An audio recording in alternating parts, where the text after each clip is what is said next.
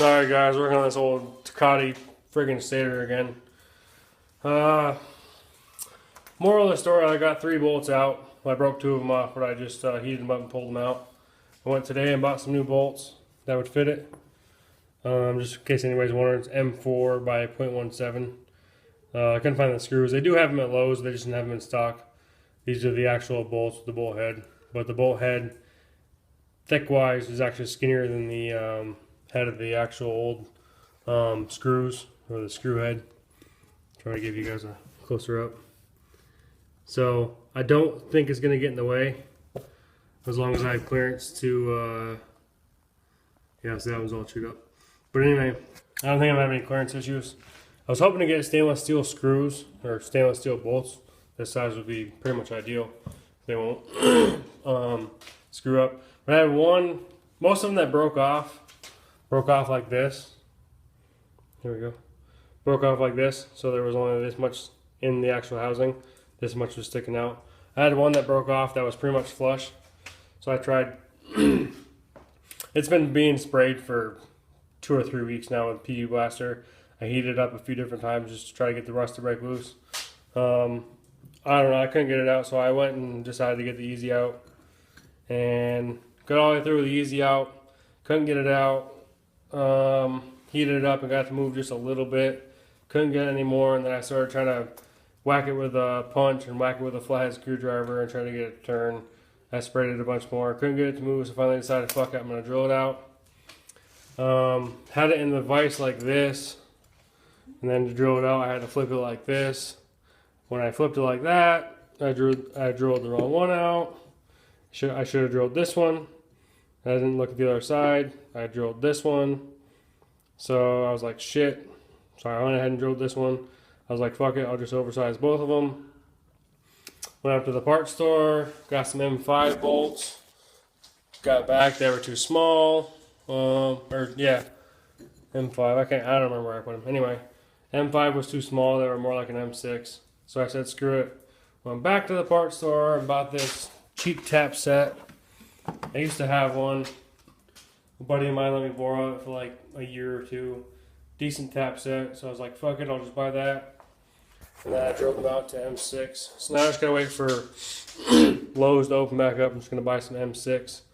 M6 0.75 or 0.10, whatever they are. Whatever I drilled them out to be with this tap set here. I don't know, it's cheap. M6 by, yeah, probably 0.75. So those ones will work. But for anybody who's wondering, I would say stainless steel is the way to go. But these are M4 by 0.7 and 30 millimeters long. So if you decide you want to do these will work. I prefer this right here with the bolt head, but in stainless steel. It's just all they had, so that's what I got. So now I'm gonna have to go get some M6 by 0.75 by 30 millimeter in stainless steel for these other two. They didn't turn out too bad. They're a little bit bigger, as you can see. Luckily, it was 1 per coil. The lighting coil's over here and the ignition coil's over here. So as long as I get these ones real good and tight, Loctite the shit out of them, and then get these ones here nice and tight, Loctite the shit out of them, I think I'll be just fine, as long as they're not way off center, which they're not. When I mark them, they were good. Next thing I got to figure out is these. You got the little spacers here, which is these. Goes in between the small coil and the big coil. Back in here. Which isn't a big deal. I got the new bolts. I got the new coils right here. And I ordered the lighting coil. I figured, hey, I already got it apart. I really don't care if the lights work. I don't have light for it. But this is about the only time I want to take it apart and retime it and all that kind of bullshit. So anyway, there's all the garbage I got for it. Kind of a pain in the ass. It's $53 for these 2 coils. $53 for this coil, so $106. But it's like up on like about $160 for the whole stator plate, the whole coils and everything all together. This one already came with the cord, so that was good. I'll go ahead and clean these up, get them all ready to go. Probably throw some new heat shrink on here. This rubber seems good. Take this nut out, or this bolt out. rewire all this, put it all back together. The good thing about taking all this stuff off is I'll be able to clean this all up like I want to. It's actually pretty clean. I cleaned it up with a wire brush, but I would like to almost sandblast it or really get it good and clean. And then I'll throw it back in there. Like I said, I'll throw it in there and I'll see what I can do. See if I can get it at least running. So if I at least get it running, I'll be happy. And then we'll kind of go from there. Maybe I got this other motor, and the other motor maybe I'll build and get it ready when I come back from deployment. I'll build this other motor over here. I'll build this motor here maybe, or see which one's in better shape. Maybe split the cases on both of them, see what's got better gears and put the both in between the two of them. Build a good head, build a good motor, and slap it all in here. But really all I'm trying to do for now, because I know this needs fork seals rebuilt. I just know that for a fact. The wiring system, as you can see, I'm trying to point the light at them. The wiring system is all fucked up. So I'm about to rewire the whole thing. I'm thinking it might need a new coil. So I might just grab one of those cheap coils off eBay, just enough to get it to fire. And then of course obviously it needs fenders and the light, and I'll have to go through the whole cooling system. This front fender is all covered in black. But for now, all I was trying to really do is get a rider. I know these ones got the little hook there for the light. I don't know if that came factory, if it was aftermarket or what, but anyway, hoping just to get it. All I want to do is hear it fire up. Once I hear it fire up, I'll just keep changing the oil, get it warm, change the oil on it, get it warm again, change the oil on it, keep checking progress. Keep checking for all the top end gaskets and stuff. And I don't know, hopefully we'll get this thing running as good as this old 350X. This one was another build. There's some stickers on the gas tank there. Little devil and angel on one side and whatnot. But hopefully we'll get something going with it. I mean, the seat and everything, the foam and everything's there. The gas tank's there. So clean everything out, try to get something going with it. But anyway, guys, that's pretty much all I got going on for tonight. Going through some more friggin' parts.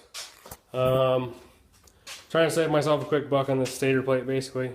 It's the only thing. I mean, I had the plate. I paid I think I paid $150 or $140 for that motor. So I got the flywheel, and I got the flywheel all restored, as I already showed you guys in the last video. So hopefully I can save the plate, save the wiring, save myself a little bit of money, even if it's only 50 or 60 bucks. I mean, that's worth it to me. I'd rather spend that 50 or 60 bucks on the intake boot. The guy that does these flywheels also makes the intake boots. So that'll definitely be my next step. Buying the intake boot and then figuring out the airbox. But, I mean, first of all, I gotta get this thing fired up. So we should see how I do it. Soldering these together, I'm not really much of a solderer. I mean, I'm a pretty good welder, so I would imagine soldering can't be that much different. I messed around with it a little bit just to see if it's something I could do. And I got it pretty well figured out. But anyway, guys, that's all I got. I appreciate you watching. And like, subscribe, comment, and all that good stuff. Alright guys, so I got an awful mess going on. I know I said the video was over last time. But I never got a chance to upload it. So here I am working on it again. It's like Monday night, I think. Here's the old coils. I think I left off last time. I was getting ready to change these two out. This one and this one, ignition coils. Changed those out, soldered them all up, cleaned them all up, got them in place. Then I ordered this one and it came in. So I got that, soldered it all on. Fairly easy. The Ricky Stator coils themselves came with pretty good, just a real easy diagram, a little wiring diagram. And other than the fact that I can't solder for shit, they turned out well. Turns out these ones with the square or with the hex head wouldn't work. There wasn't enough space to turn them inside here. You get this little wall here. You can't really see it, but they won't turn inside there, so that didn't really work. So I went and got some 40mm screws. Just picked them up from Lowe's. They're 40 millimeters long. They're 4 by 0.7, I believe. And then I just Loctite the shit out of them and nutted them on the back. I drilled them out. The two that I accidentally drilled out, and I didn't realize that obviously this is a 4mm hole as well, so they wouldn't fit through there. They would fit in the bottom. So I centered them as best I could, tightened the other one down just as tight as I could to keep them nice and in place. And then I just nutted them, and I put Loctite on the other side. So anyway, let me show you what I got going on here now. Got the stator all on. I'm sorry I can't show you because it's already on. But here we are. Got the new not the new, but the refurbished flywheel on there. And I got the stator in, got it all timed correctly. Hopefully. I mean, I don't know, it's my first time. Turn it over a few times, see if we got spark. So I just got it all hooked up. I don't know what this mess is here. I don't know what that red wire is. The yellow wire hooked directly into the stator. The whip that came out of that stator here. And then there was just this 3-way plug. Plug those 3 in and we'll see what happens. So hopefully something will happen. This coil wire right here, I mean, it's so dry rotted.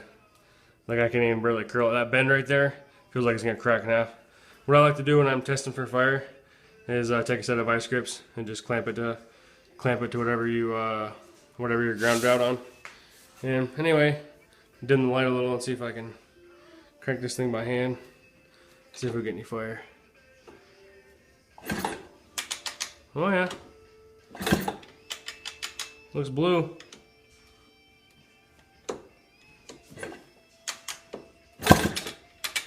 Oh yeah, sweet, we got fire. Got my carburetor over here in that blue towel. She's all ready to go. I'm gonna have to look at the wiring diagram.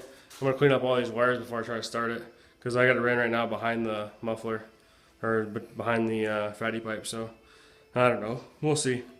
And it's all fucked up in the back too. It's all RTV'd together or silicone together or something.